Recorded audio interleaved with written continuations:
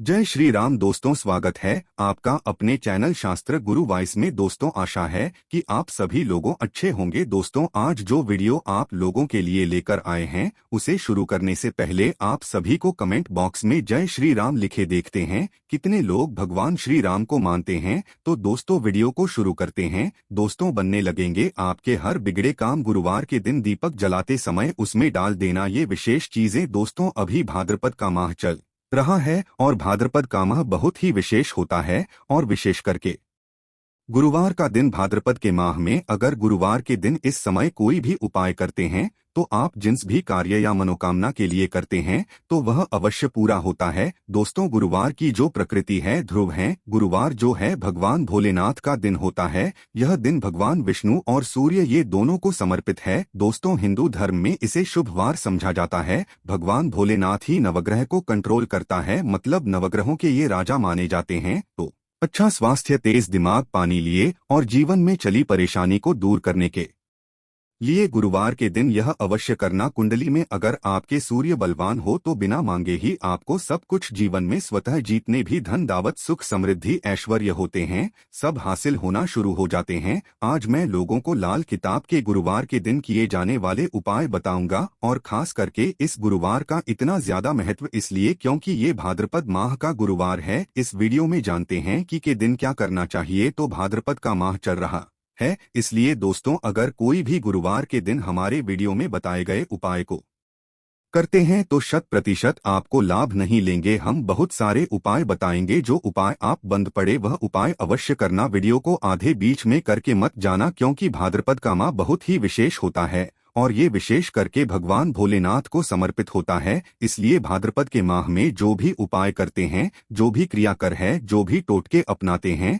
वो जल्दी प्रभाव दिखाते हैं। दोस्तों, टोटके बस सरल क्रिया होता है जो कि कम समय में यदि एक लाभ देता है तो गुरुवार के दिन पर लाल चंदन या हरी अवश्य लगाना चाहिए कार्य में सफलता पाने के लिए। कि चलिए किसी को करने के लिए चाहते हैं कि उस कार्य में आपको सफलता मिले, इस दिन छुट्टी पर लाल चंदन या फिर हरिचंदन ये माथे पर लगा करके जाइए, कार्य सिद्ध होता है। गुरुवार अच्छे अच्छे पकवान खाने का उत्तम होता है। गुरुवार का जो दिन होता है मीठा खाने का अच्छा दिन होता है और इस दिन पूर्वोत्तर और अग्नि कुंड में यात्रा आप जो है कर सकते हैं, बहुत ही शुभ मानते हैं। और दिन गृह प्रवेश की दृष्टि से भी बहुत ही उचित है। जैसे कि बहुत से लोग गृह प्रवेश करना चाहते हैं तो गृह प्रवेश करने जो गुरुवार का दिन होता है बहुत ही सुंदर होता है, बहुत ही शुभ होता है। गुरुवार के दिन सोना तांबा ये दोनों खरीदना बहुत ही कल्याणकारी कहे गए हैं। मान के चलिए के दिन आप सोना खरीदते हैं तो सोना में 14 गुना ज्यादा बढ़ोतरी होता है। तांबे खरीदते हैं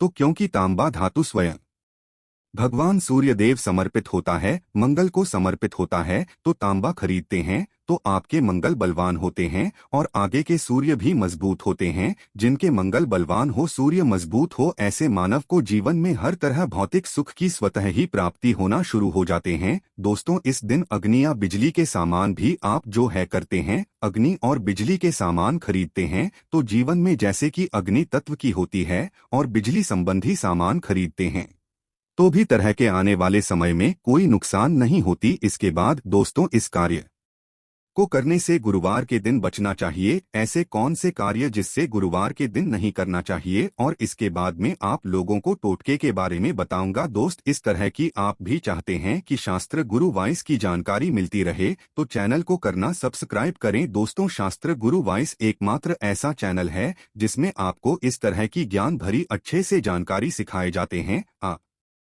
हमारे वीडियो को देख रहे हैं, आप हमारे व्यूवर्स नहीं बल्कि आप सब हमारे परिवार के हिस्से हैं। दोस्तों, आप सभी को मैं अपना परिवार समझता हूं। अगर किसी भी तरह की कोई कष्ट है, जीवन में कोई परेशानी, कमेंट बॉक्स में बिल्कुल ही पूछें। ऑनलाइन पर हमारे द्वारा या हमारी टीम के द्वारा बिल्कुल ही आपकी मदद की जाएगी। आप तो हमसे जो बात करना है मेल के जरिए कर सकते हैं। तो ऐसे कौन कार्य जिसे गुरुवार के दिन नहीं करना चाहिए, इससे पहले अभी तक कमेंट बॉक्स में जय भगवान भोलेनाथ नहीं लिखे हैं तो लिख देना। और विशेष करके इन कार्यों को इसलिए आपको करने से बचना चाहिए क्योंकि भाद्रपद का माह चल रहा है। भाद्रपद का माह चल रहा है। भाद्रपद का माह बहुत ही खतरनाक माह होता है और बहुत ही शुभ माना भी होता है। तो दोस्तों, गुरुवार को भाद्रपद माह नमक डाल करके अतिरिक्त नहीं खाना चाहिए। चाहे किसी भी गुरुवार को पढ़े के दिन नमक डाल करके नहीं खाना चाहिए। इससे स्वास्थ्य पर असर पड़ता है, कार्य में बाधा आती है, और विशेष करके अगर भाद्रपद का माह चले इसमें नमक डालकर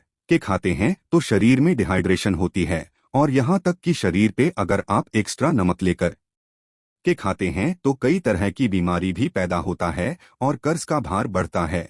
और इस दिन पश्चिम दिशा में यात्रा मत करना। चावल दूध और गुड़ मिलाकर के मत खाना। चावल दूध और गुड़ मिलाकर के गुरुवार के दिन कदापि मत खाना। पूरे भाद्रपद माह के गुरुवार के दिन है, उस दिन चावल में दूध और गुड़ मिलाकर मत खाना। यह बात गांठ बांध करके रख ले। गेहूं और गुड़ को लाल कपड़े में बांध करके दान करना। गेहूं और गुड़ को लाल कपड़े में बांध करके अगर किसी को दान करते हैं तो दोस्तों आपके जीवन में जैसे कि सूर्य है, सूर्य कमजोर होने की मैं निशानी बता रहा हूं। जिनके सूर्य कमजोर होते हैं ऐसे महान ही होते हैं। जिनके सूर्य कमजोर होते हैं ऐसे मानव सांस ही नहीं होते। ऐसे मानव कमजोर होते हैं। जिनके सूर्य कमजोर होते हैं ऐसे मानव के शरीर हमेशा अस्वस्थ रहता है, मतलब शरीर में सुस्ती पर भरा रहता है। जिनकी सूर्य कमजोर होते हैं ऐसे मानव को रक्तचाप संबंधी होती है। ये कुछ लक्षण है। सूर्य को उच्च करने के लिए जल में गुड़ और चावल यह प्रवाहित कर सकते हैं, इससे सूर्य मजबूत होता है।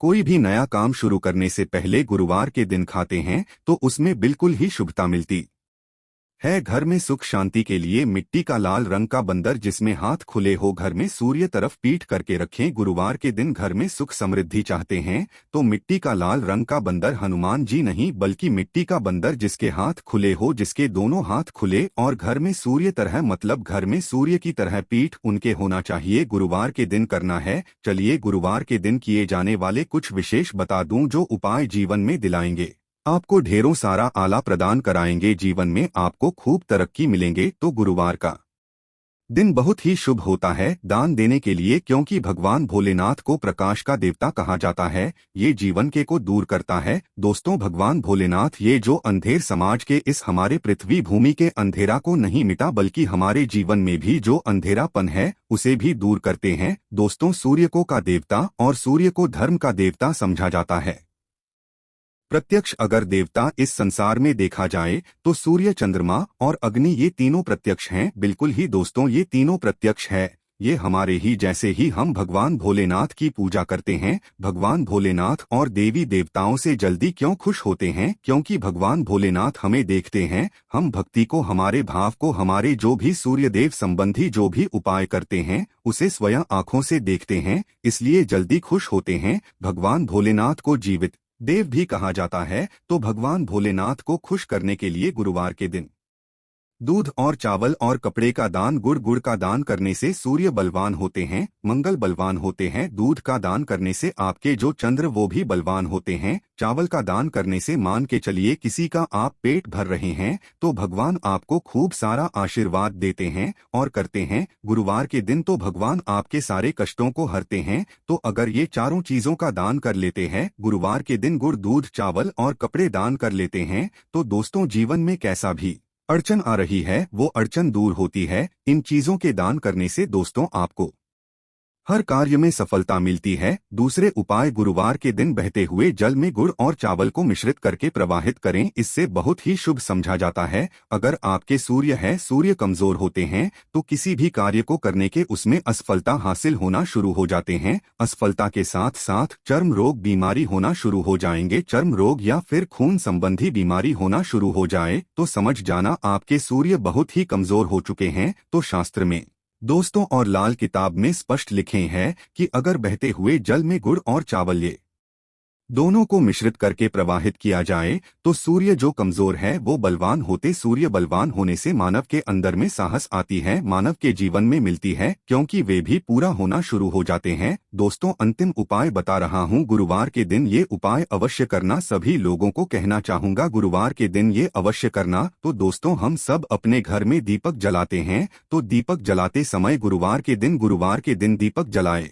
दीपक जलाते समय एक चुटकी हल्दी दीपक में डालें और दीपक जलाए दीपक को स्थान में जलाना है। आप जो 3 का चयन कर लीजिए। इस स्थान में से कोई भी एक स्थान में जलाना है। पहले तो अपने घर के मंदिर में जला सकते हैं। सूर्य देव का ध्यान करते हुए घर दिन में जलाए। मंदिर में भगवान भोलेनाथ की मूर्ति नहीं, कोई बात नहीं, परेशानी उन्हें बस उनका ध्यान कर लीजिए। उनके नाम के लिए एक दीपक जला दीजिए। कोई भी देवी देवता के फोटो के सामने जला दीजिए। दूसरा है, आप जो केले वृक्ष के नीचे में जला सकते हैं। केलिए के नीचे में है तो आपकी जल्दी मनोकामना पूर्ण होगा। चुटकी भर आपको हल्दी दीपक में डालना है। दीपक की कौन से स्थान में डालना है होती है दीपक की, उसमें आपको डालना है। आप चाहें तो सरसों या फिर घी का उपाय कर सकते हैं। तेल के रूप में सरसों या फिर घी का, सरसों का तेल या फिर घी का उपाय कर सकते हैं। तीसरा स्थान जहां पे आपको जलाना है दोस्तों, वो शिव मंदिर में। शिव मंदिर में अगर जलाते हैं तो शंकर जी की भी कृपा हासिल होगा। आपके काम भी जल्दी सुधरेंगे। परंतु दोस्तों, हो सके तो आप जो है केले वृक्ष के नीचे में या फिर आप अपने घर में जलाए। अगर के लिए वृक्ष नहीं है या फिर आपको अपने घर में दिक्कत आ रही है तो अगर आपके घर में तुलसी की चमड़ी बनी हुई है वहां पे भी जला सकते हैं। एक ही गुरुवार के दिन ये उपाय करना है दोस्तों। आपके हर बिगड़े काम बनने लगेंगे और गुरुवार के दिन उपाय को करते हैं उसी समय अगर आपके रुके हुए काम वो जल्दी जल्दी पूर्ण होना शुरू हो जाएंगे। और इस उपाय को करने से आपके कुंडली में अगर सूर्य कमजोर वो भी बलवान हो जाएंगे। तो दोस्तों, गुरुवार के दिन ये थे कुछ किए जाने वाले विशेष उपाय। और ये उपाय इतना ज्यादा फलकारी इस क्योंकि अभी भाद्रपद का माह चल रहा है। भाद्रपद का माह चल रहा है। भाद्रपद का माह भगवान भोलेनाथ को समृद्ध होता है। भगवान भोलेनाथ महाराज और ये वरुण देव, ये तीनों को समर्पित होता है।